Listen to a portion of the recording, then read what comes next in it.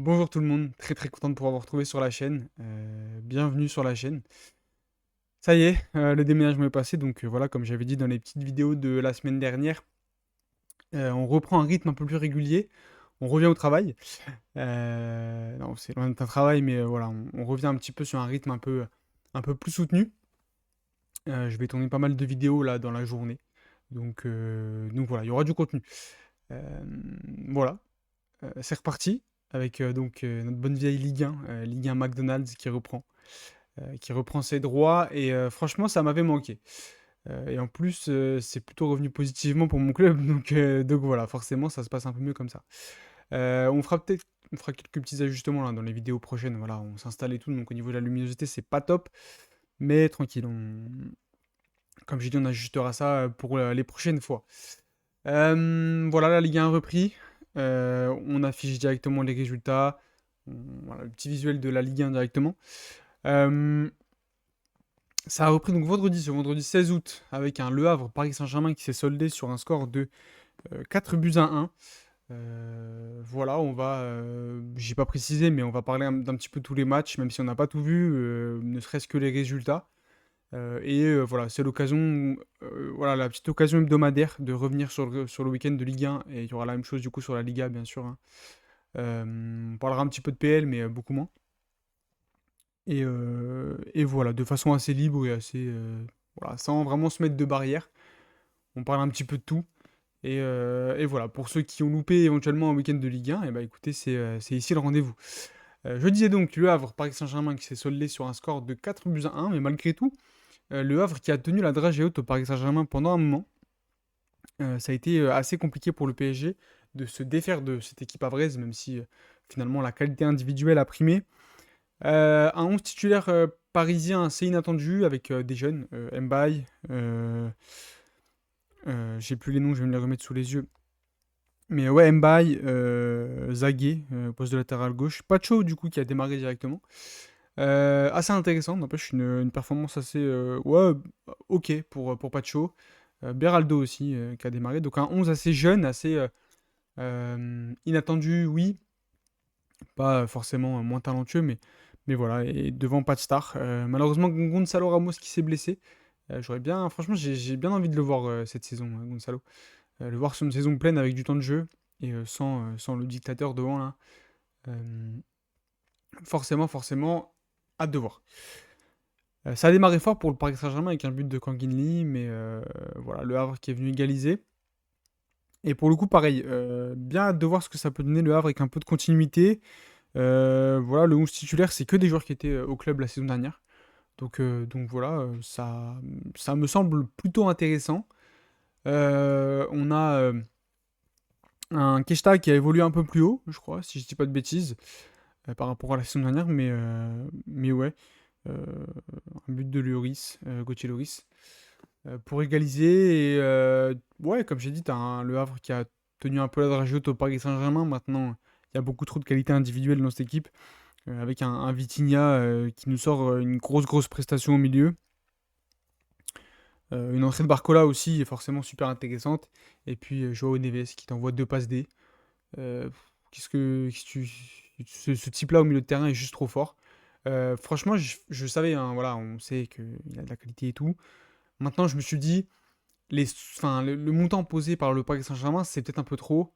Voilà. Bon, après, comme d'habitude, le vrai test, c'est un Ligue des Champions, hein.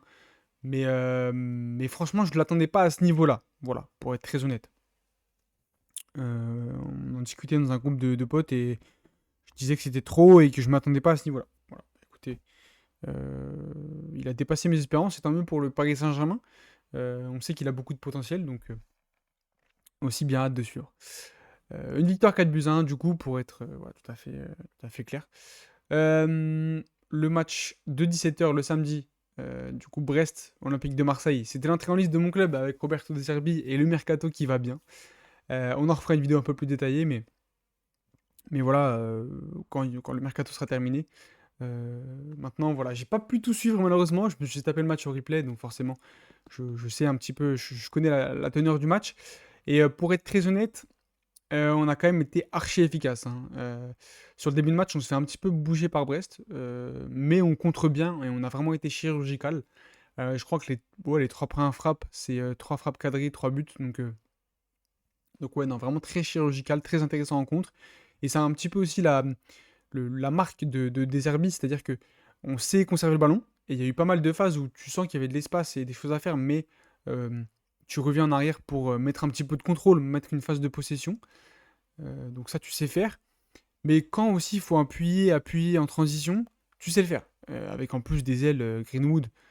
euh, voilà, quand tu sais qu'il faut percuter, c'est fort. Et voilà, même sur tout ce qui est duel gagné, etc., ça a été quand même super intéressant. T'es quand même resté assez compact défensivement. T'as encaissé quelques occasions et un but malheureusement. Mais tu sens que il y a matière, vraiment. C'est paradoxal en fait, mais même si t'as été dérangé 3 ou 4 fois, j'ai pas l'impression que tu te sois vraiment fait bouger. À part au début de match, comme je disais, où tu concèdes le penalty, tout ça. Mais à part ça, ouais, je sais pas. Je trouve que il y a une certaine sérénité, en fait, qui se dégage de cette équipe. Et voilà, quand tu sais qu'il y a des futures aussi additions qui peuvent être mises au niveau côté gauche, si Enrique fait un très bon match, voilà, attention à pas rentrer dans la culture d'un instant. Mais voilà, tu as une future addition qui peut être mise côté gauche. Au milieu de terrain aussi dans ce double pivot avec peut-être Merlin plutôt latéral gauche parce que Lirola, ça, c'est quand même. J'aime trop ce joueur, mais enfin j'ai beaucoup aimé ce joueur, mais ça a été vraiment faible. Donc, et puis Brassier dans l'axe à la place de Cornelius. Voilà, il y a vraiment du potentiel dans ce 11, dans cette équipe. Et voilà, j'ai vraiment hâte de voir une victoire 5-1 au final. Qui, quand tu regardes le niveau global des deux équipes, est assez logique. Mais quand tu regardes un peu les momentum, c'est un peu lourd pour Brest. Qui franchement a été loin de l'équipe vraiment faiblarde que le score peut refléter. Ils ont eu des situations. Maintenant, se sont peut-être un petit peu trop livrés offensivement, ce qui a donné du coup voilà, une victoire assez large.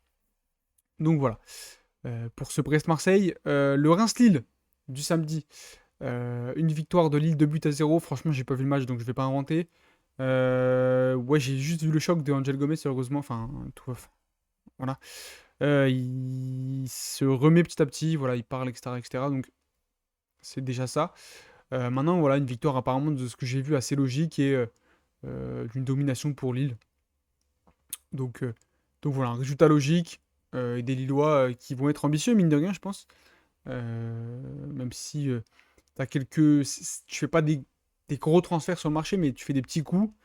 Voilà, on va voir. David qui reste. Le mystère, Jonathan David, vraiment. Euh, toutes les saisons, tu entends ces agents qui disent ouais, il va partir cet été, c'est bon, ça y est. Lille en demande un chèque et ça part jamais, donc c'est un mystère, hein. Donc on verra, mais en attendant, voilà, il a déjà ouvert son compteur en Ligue 1. Et tant mieux pour Lille. Monaco-Saint-Etienne, pareil, j'ai pas pu voir ce match, mais une victoire de l'AS Monaco, un but à zéro, de ce que j'ai compris, un petit peu dans la douleur. Saint-Etienne les a un petit peu fait souffrir, et ils ont réussi à décrocher ce, cette victoire, pardon, sur un but de Minamino dès le début, mine de rien, mais voilà. Tu t'imposes un zéro. Sans faire un grand match, on va dire. C'est aussi la marque des équipes qui vont jouer enfin, la Ligue des Champions, en fait, hein. Voilà, qui vont chercher à être dans le haut du tableau. Il faut gagner les matchs, même quand t'es pas archi dominateur. Et, euh, et voilà, donc super intéressant pour Monaco. Et euh, voilà, pareil, il y a quelques petites curiosités, mais on en parlera dans une vidéo qui arrive. Doucement, pas de panique. Voilà. Les premiers matchs du dimanche, pas avoir de match à 13 h le dimanche, vraiment, on l'a critiqué, hein, on a dormi sur ce match, mais ça fait bizarre. Donc que des matchs à 15 h, pas de multiplex bien sûr, mais bon, ça, on va pas revenir sur le sujet des AZN. Auxerre Nice, du coup, une victoire d'Auxerre promu, une victoire surprise à la dernière minute. D'ailleurs, j'en profite, le Marseillais euh, égocentrique qui est en moi parle. Jonathan Klaus est un plot, voilà, on vous avait prévenu. Des Niçois qui nous disaient ouais, mais c'est parce que les Marseillais ont le flemme, pour ça ils critiquent Jonathan Klaus. il a des qualités, mais il a aussi pas mal de défauts, et on les a vus sur le deuxième but au Serrois. Et, euh, et voilà, Nice qui perd déjà des points malgré un match euh, plutôt, de ce que j'ai compris, pas abouti, mais voilà, avec des situations. Mais un match quand même plutôt équilibré ouais, qui récompense en fin de match les Auxerrois. Et tant mieux. Donc déjà une petite surprise et ça fait bien plaisir. Voilà, avec tout le respect que j'ai pour les Niçois, ça fait bien plaisir, une petite surprise dès la J1 là. Donc voilà.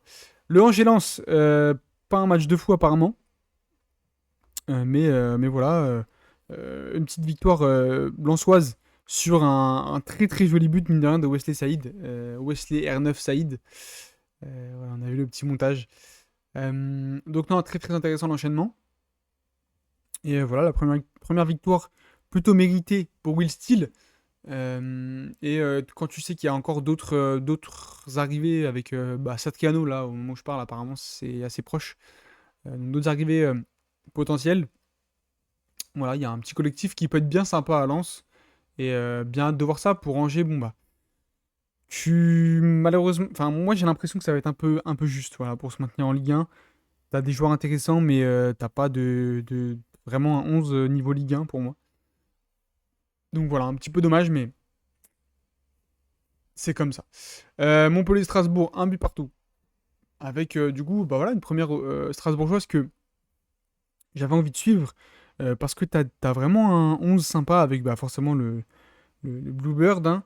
Mais t'as vraiment un 11 sympa. Moi, j'aime bien Manga, Guéladoué, Ismaël Doucouré, euh, Dylan Bakwa, Habib Diarra, Emega, et puis c'est Komara aussi qui va se rajouter à l'addition. Et puis Rosenior, forcément le nouveau coach de Strasbourg, qui arrive avec des idées. J'ai vraiment envie de suivre Strasbourg. En plus, c'est quand même une équipe qui fait ouais, généralement des jolis petits parcours en Ligue 1. Bon, bah voilà, là, tu as une addition un peu plus au niveau monétaire, avec un soutien hein, voilà, de Bluebird. C'est assez mauvais côté, mais voilà. On va suivre ça. Et Montpellier, du coup, avec son mercato, euh, pas impressionnant, on va dire ça comme ça, on va le qualifier comme ça, qui arrache le nul. Le match s'est joué clairement en deuxième mi-temps, hein, de ce que j'ai compris. Donc, euh, donc voilà, un but partout. Toulouse-Nantes, le match gratuit, enfin offert par des Eden pour promouvoir un petit peu l'offre. Bah, ça n'a pas promu grand-chose. Nantes, il s'est pas passé grand-chose. Toulouse qui a pas mal attaqué. Alban Lafont dans l'équipe type de la semaine, je pense que c'est plutôt mérité au vu du nombre d'arrêts qui sort. Et clairement, c'est grâce à lui que Nantes prend un point dans ce match. Hein. Donc voilà, une victoire. Une victoire, un match nul, pardon, 0-0, assez insipide. J'ai pas envie, enfin, franchement, j'ai pas envie de m'étaler sur ce match. Hein. Et de manière générale, c'est vrai que j'ai pas pu voir beaucoup de matchs ce week-end, assez occupé. Donc voilà, on sera un peu plus précis dans les week-ends qui arrivent, mais voilà, intéressant de parler des résultats. Mais voilà, mine de rien, un Toulouse qui s'est créé des situations et des opportunités. Comme je dis toujours, c'est plus intéressant quand tu as les situations, tu as le, le fond de jeu, plutôt que quand tu as des occasions, mais tu sais pas vraiment comment tu te les procures. Voilà, ça donne un peu plus de continuité et voilà, c'est intéressant. Et puis pour finir, pour mon plus grand plaisir, non je rigole, j'abuse, mais voilà, une victoire 3-0 le dimanche soir du Stade Rennais face à l'Olympique Lyonnais. Surtout que si je dois être très honnête, c'est pas le score le plus mérité. En début de match, Lyon entame pas trop mal son match, si on doit être très honnête. Mais t'as deux grosses erreurs individuelles, clairement, qui te mettent dedans avec bah, le but de Bourigeaud et le but de Gouiri. Merci Niakate, hein, 30 patates pour ça. Non, sans réduire à ça, parce qu'il faut pas être un débile. Voilà, il vaut pas 30 millions parce qu'il a fait une erreur. Voilà, bah, hein. C'est quand même assez impressionnant. Et t'as l'impression que de toute façon, peu importe le mec que t'achètes, euh, je sais pas, c'est ça, petite odeur bizarre là, je vous le dis. Voilà, après tranquille, avec Textor et tout, là, tous les millions investis pour ça. La DNCG, tu promettais de vendre 100 millions, là t'as vendu 25. il y a une petite odeur un peu bizarre. Voilà, je serais le nez, je m'inquiéterais. Maintenant, voilà. Même sportivement, tu vois que même si Pierre Sage, il y a des qualités, il y a des idées de jeu, tu sens que voilà, c'est pas hyper abouti. Il manque des joueurs clairement hein, dans ce milieu de terrain. T'as Cacré qui. C'est échec sur échec, mais il est toujours dans le 11. Voilà. Mangala, j'en parle même pas. Nuama, bon bah voilà. Mikotadze, il rate pas un penalty et voilà, dimanche soir, il en rate un. Ouais. Bizarre. L'ambiance est plutôt bizarre. Voilà, c'est tout ce que je vais dire sur l'Olympique Lyonnais. Maintenant, bah voilà, on verra bien. Même Perry fait pas un match de fou, franchement. Même si c'est pas sa faute sur les 3 buts, mais ouais, je l'ai pas trouvé hyper serein. Donc ouais, on verra bien. Mais en tout cas, voilà. Pour clore ces résultats de cette première journée de Ligue 1, on va afficher le visuel, oula, le visuel d'après avec le MVP. Voilà, sur chaque journée, on dégagera un MVP, on dégagera un flop. Là, pour cette première, j'avais pas beaucoup d'inspi parce que je n'ai pas énormément vu de choses, mais voilà, Roberto De Zerbi, parce que tu sens un petit peu sa patte là avec cet Olympique de Marseille. Tu sens cette idée de par moment conserver le ballon, par moment d'envoyer des grandes transitions qui font très mal et qui ont fait très mal à Brest d'ailleurs, et d'être voilà clinique. Hein. Donc non, Roberto De Zerbi et le match de l'Olympique de Marseille en globalité, un MVP. De toute façon, c'est le match que j'ai le plus vu, donc enfin que j'ai vu le plus précisément, du moins. Donc voilà pour le MVP. Et pour le flop, vous vous doutez, je pense déjà, avec l'Olympique Lyonnais, voilà, où t'as pas été horrible, mais ouais, tu prends une claque quand même contre le Stade Rennais. La claque annuelle, j'ai envie de dire, hein, avec tout le respect pour mes Lyonnais, Rennes, c'est terrible, hein, mais vous prenez toujours une claque tous les ans par le Stade Rennais. Donc ouais, on va suivre ça, hein, mais ouais. En prime time en plus le dimanche soir, bon voilà, bizarre. Tu vas voir, je pense, un ou deux renforts, j'espère pour vous en tout cas. Mais ouais, on va bien suivre ça. Mais c'est clairement mon flop de la journée, de la J1. Voilà. Sur ce, les amis, n'hésitez pas en commentaire me dire voilà, qui vous auriez mis en flop, qui vous auriez mis en top, vos impressions cette première journée. Est-ce que vous êtes content du retour de la Ligue 1? Est-ce que pas du tout, au contraire? Je pense pas, mais bon. Voilà.